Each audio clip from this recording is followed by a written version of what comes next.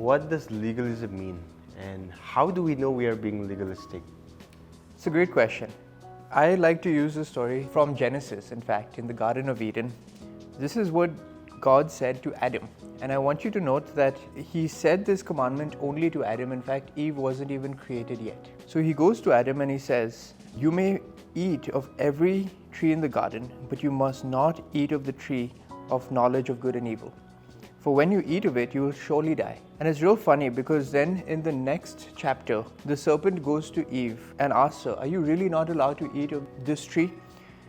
And she says to him, "You must not eat of the fruit of the tree that is in the middle of the garden, and you must not touch it. For when you do, you will surely die."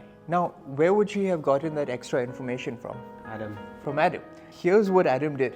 He took what God said and he added a little bit more to it. Don't eat it, but don't even touch it.